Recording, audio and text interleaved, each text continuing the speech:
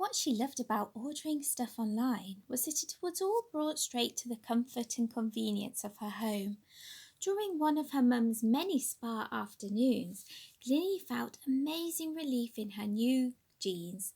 The soft denim was really comfy and she had chosen a loose fit style, and finally she felt that she could breathe again. She was usually forced glued into a fashion dress. So that afternoon, whilst her mum was busy pampering herself at the spa, Glinny spent her time running around and around the acres of carefully mowed green grass. She jumped, kicked, and skipped for glee. Rolling in the grass was the best fun she had had in such a long time, and even her loyal and trusted bodyguards sniggered cheerfully at the sight of her. Even the horses in the stables flicked up their ears inquisitively, wondering what all the commotion was about. It was almost as though they were thinking, is she nuts? With her double suitcases finally packed, she dived onto them to further sandwich them shut, just like a yummy, delicious baguette. Now that she was ready, she whisked her new cap on, and her soft ponytail fell through the cap hole, almost as if it was made for her. She lugged and heaved her baggage out of her exquisite princess bedroom and tugged the hefty load down the endless rows of steps and along the impressive staircase landing, and then down another flight of carpeted steps. Her parents rushed out of the breakfast room to see what all the bumpy noises were about, and Glinny finally arrived at the bottom of the grand staircase, wondering why they were staring at her with both of their mouths wide open. Glinny Glitz, you look absolutely ridiculous. What on earth are you wearing? Have you seriously lost your mind? What are those big bags for? I must say they are rather stylish, but that's not the point. Where on earth are you going? Her mum was the first to speak as usual.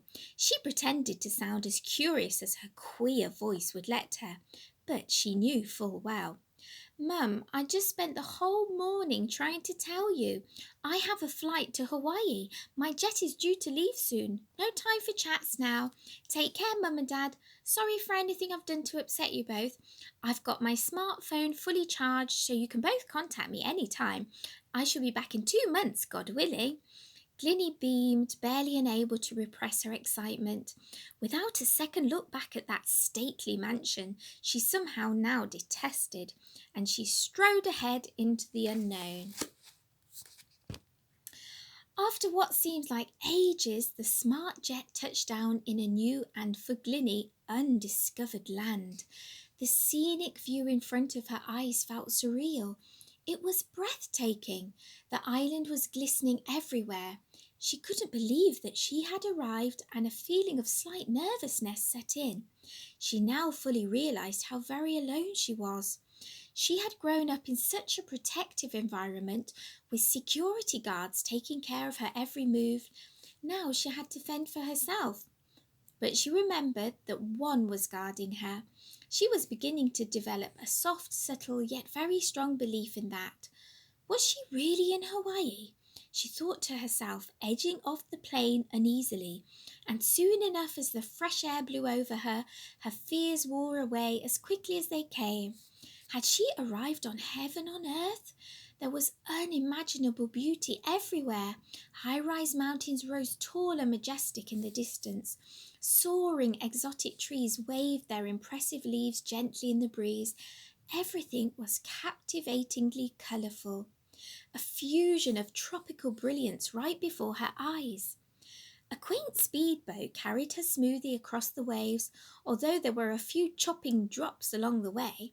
She felt relieved when her footsteps made imprints on the golden sand. Along with the other foreign explorers, she was led into the entrance of a jungle by 4 native guides. As they explained about interesting facts about the area, she felt the gentle breeze blow sheer calm into her. It was uplifting and motivating to finally feel free from the constraints of wealth and glamour, just to be part of the crowd in her comfy jeans, ready to explore nature at its best. The intrigue was hard to hold back, and she simply couldn't wait to step her first foot forward into the unknown, which excited and marvelled her more than all the caviar in the world. As the explorers began their exploration, they began to lift up the endless bright green foliage blocking their way. Glinny glimpsed back and saw a group of fishermen throwing massive nets into the swaying turquoise sea. Their black hair shone brilliantly against the scorching hot sun as they called to one another in soothing native tones, manly yet soft accents which suited the soft tide. They wore simple wrap clothes and were bare-chested, all being men, of course. She was relieved to see no suits about, and their simplicity was a nice contrast to the decadent parties she was used to and which she totally detested. She looked back again, and her eyes clamped onto one of the faces of a fisherman. She didn't know why she was drawn to him, but somehow she was. She could feel a magnetic pull drawing her towards him. It felt weird at first, but pleasant at the same time. He had medium hair to his shoulders, and when he noticed that this foreign explorer couldn't take her eyes off him, he smiled politely and stole secret glances at her, which made them both blush, so sweet and enduring. A thought came into her head out of nowhere that she was going to marry him. But she shook the thought out of her mind as quickly as it came. After all, how could she let herself believe that she would marry a perfect stranger from a totally different environment from hers? The thought of her mum finding out made her giggle out loud. After one last glance at the handsome fisherman, she followed the others in her crew into the hidden depths of the jungle. A week passed by before she saw the young fisherman again. In fact, it was rather embarrassing actually, because he had had to come to her rescue. Just recalling that fateful day still made her blush even more. Embarrassing or what? Glinny had been fascinated by the rapid swimming of some rainbow-coloured fish in the shallow part of the river. In all her enthusiasm, she forgot herself and trudged deeper and deeper into the river, keen to observe the charming flecks of the darting fish, and after some time she started to feel her feet hardly touching the ground of the river. She freaked out and started gasping and thrashing, almost as if a victim in a shark attack. Her favourite fisherman must have heard her shrieks and thrashing around, and the shrill in her usually calm voice, for within no time at all he had pulled her effortlessly out of the deeper river and was wading fearlessly through the shallow part with Glinny shaking in his arms. She cried and sobbed without realising what she was doing, and her gasping breath and panic mode was making her feel dizzy, almost distorting his kind face, and for several moments zigzag patterns whooshed and slushed in front of her eyes, which made her sob even more. But slowly and surely she began to calm. He didn't say or do anything. He just stayed in the same spot, crouching down, almost immovable. Her head was locked on his reliable shoulder. Her vision slowly and surely started to readjust the more she relaxed, and after some time she peered at him and he at her, and that was that. Gwenny had finally finished her romantic retelling of how her parents had met each other. The Cupcake Clubbers grinned sleepily as she finished the story, and with teary eyes they all fell asleep within moments. The funny thing was that all the girls had fallen asleep with great big grins on their faces. What a gem of a bedtime story! So this was the story which inspired the cool confetti cupcakes idea, because that was exactly what Gwenny's parents had ordered for their wedding. It was a small and quaint ceremony which took place on the small Hawaiian island where they had met. Glenny's mother wanted the latest 5-tier marzipan, ivory, icing-coated wedding cake, with the added touch of elegance, which were 100 silver crystal roses dusted all over. But did her mum get what she wanted? Of course not.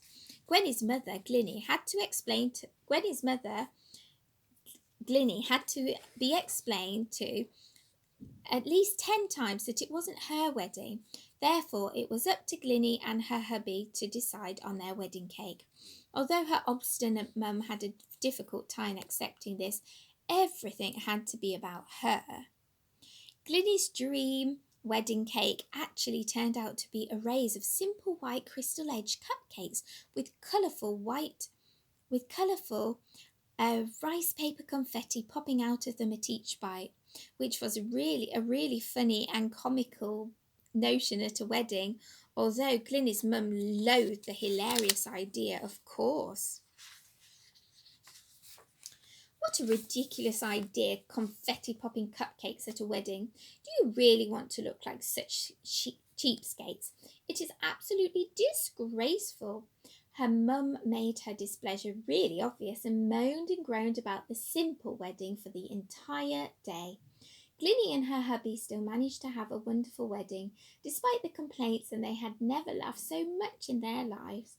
The cupcake lovers decided to borrow this idea for their end-of-year cake competition, and guess what? They totally won the competition. After all, who else would have come up with the idea of cool confetti cupcakes, which actually popped? Everyone else witnessing the competition were left in awe afterwards, wondering where on earth they had come up with such an idea as cool confetti cupcakes, a secret safe which remained between them only. Now, the next event that the college were busy talking about and looking forward to was the Grand Ball. Love in the air at the Grand Ball. Sharon had just arrived at the Grand Ball. For someone who gave off the vibe that she was completely confident and the leader of the Sharon clan, she was somewhat nervous on that evening. Her apprehension was growing apparent, and a fluttering feeling in her heart made her whole body tingle. She loved nothing more than to get dressed up and sit in elegant settings, such as the ball she was attending this very night. The chunky tables were decorated with maroon satin tablecloths, with comfy chairs adorned with larger-than-life silky bows. A beautiful buffet was spread out on a table so long that it almost bridged one side of the room together with the other side. But most of all, her heart skipped a beat, knowing that she would see him, her Australian Prince Charming, for a whole evening. But had she asked him to go with her to the ball? Are you crazy? No way. Although Sharon was fab at portraying a confident, larger-than-life facade, the thought of plucking up the courage to ask him made her legs almost buckle from under her, and it was more than enough happiness for her to know that he would be in near proximity to her. That's all she needed. Well, almost all she needed. She realised that in life, sometimes you can't always have the cherry on the cake, but gazing at the scrumptious gâteau itself gave instant satisfaction. This was how she felt whenever Chad was around. He didn't belong to her, and maybe he never would, but seeing his tall, charming frame glide into the room made her day brighten. He had an infectious smile which was like no other. Such a cheerful soul of a guy, she never knew that such an amazing person existed. But there he was standing in front of her, a proper Prince Charming, as sweet as cherries, as innocent as a child, as manly as Thor. She knew that he was all that she needed and wanted in a man. But unfortunately, the guy who was now standing confidently by her side was not Chad Charming, but the complete opposite. Yes, you guessed it. It was Persistent Pete.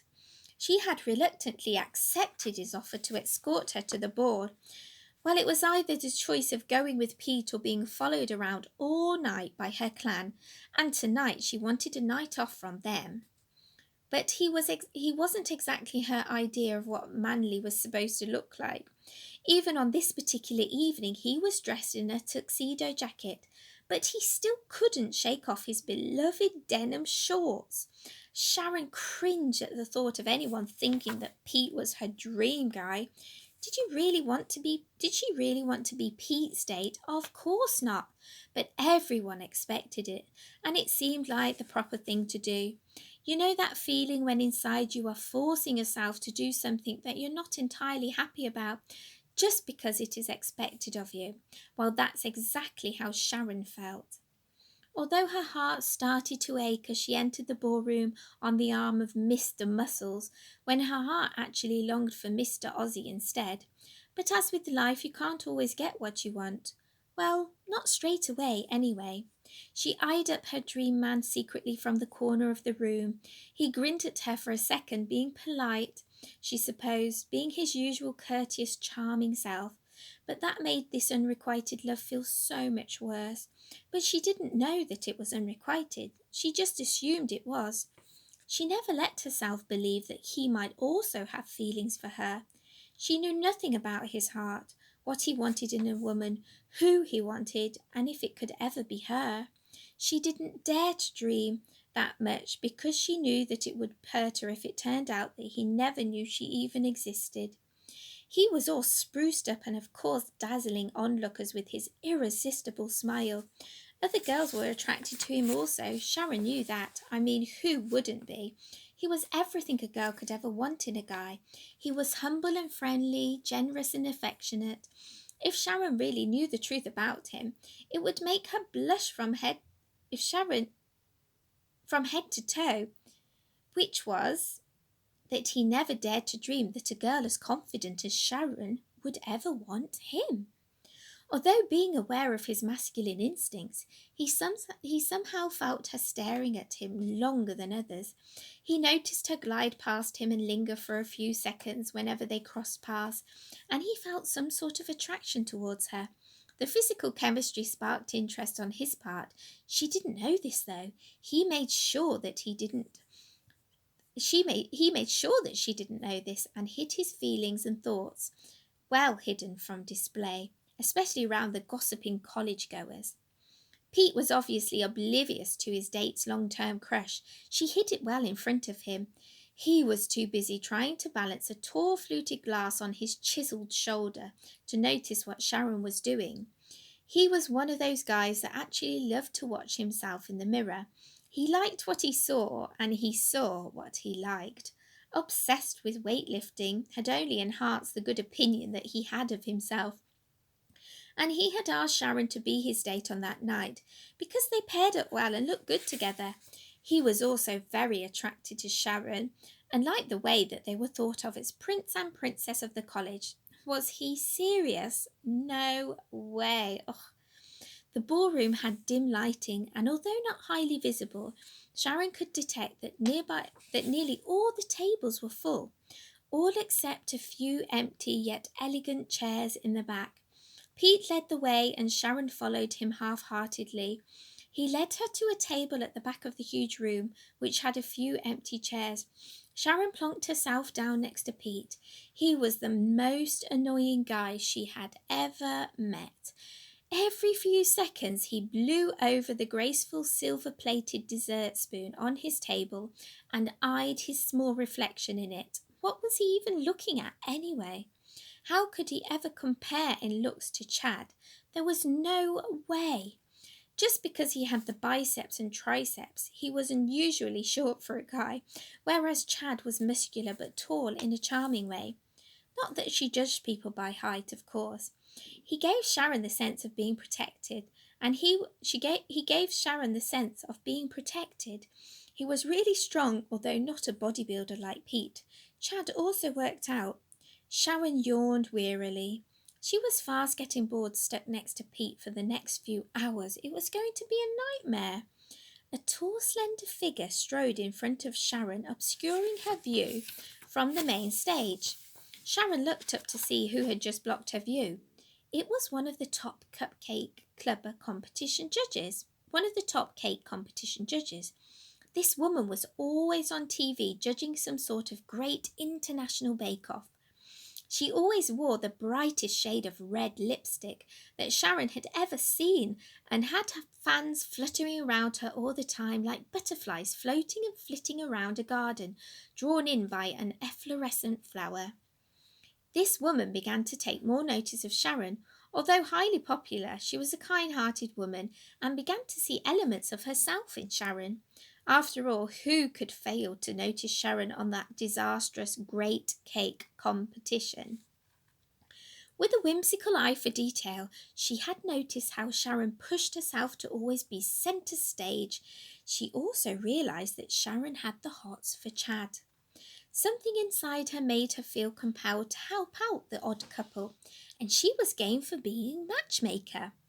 Her wisdom was impeccable, and she knew that Chad would have a positive effect on that lost girl, who had so much potential.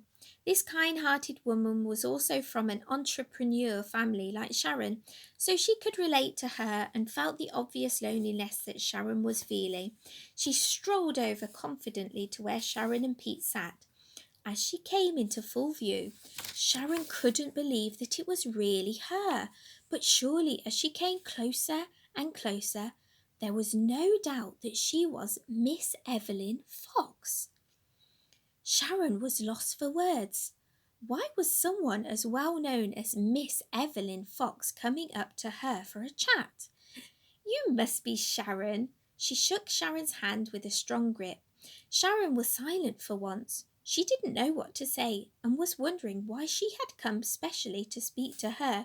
I noticed you at the last cake competition. I mean, everyone noticed you. But don't be disheartened. This is a good thing. You have your own dynamic character and I admire that. In fact, you remind me a lot of myself. Evelyn smirked kindly. Sharon stared up at her in bewilderment. Evelyn had an unaffected air to her earthy, husky, feminine voice. It is fab to meet you, Miss Evelyn Fox. Thank you for what you just said about me. It is really sweet of you. I can't believe it, actually. I admire you so much. Evelyn and Sharon chit-chatted for quite some time as the mellow jazz band played Isn't She Lovely 3 times by special request from Pete. Sharon was beginning to feel embarrassed and mortified at his choice of song. She dearly hoped that Chad wouldn't notice Pete's infatuation with her. You wanna dance, babe? Pete beckoned Sharon onto the dance floor, which was lit up with 1,000 fairy lights. Well, it looked like that anyway. Sharon shrugged her shoulders and shook her head. The last thing she felt like doing was to dance with Pete. Evelyn scanned Sharon's forlorn face, which was mesmerised by the beaming Aussie, who was still pacing about in the low-lit room looking for a seat. Evelyn saw this as the perfect opportunity and glided towards him smoothly like a sea creature roaming the depths of the ocean. She tugged at his sleeve and beckoned him towards Sharon and Pete's table. Here, have a seat. Evelyn pointed to the seat second from where Sharon was sitting, and as the young Aussie shot his pair of bright, colourful eyes at her, Sharon blushed profusely. Fortunately, the lights were low that nobody that night had noticed. I think she took pity on the poor lad. I mean, he must be really unpopular. No one wanted to sit by him, cackled Pete annoyingly in Sharon's ear. Sharon pulled away from him, literally exasperated. Miss Evelyn Fox looked just like a modern Nanny McPhee, eyeing up the situation and planning her magic at the same time. She suddenly got up and bent down by Chad's ear. Sorry, Chad, would you mind swapping seats with me? I think I need to sit on the outside. It is so hot and crowded in here. I think I need a breather. She grinned kindly at him, lowering her voice to a whisper. She didn't want anything to ruin her love match. Chad stood up immediately and plonked herself right next to Sharon.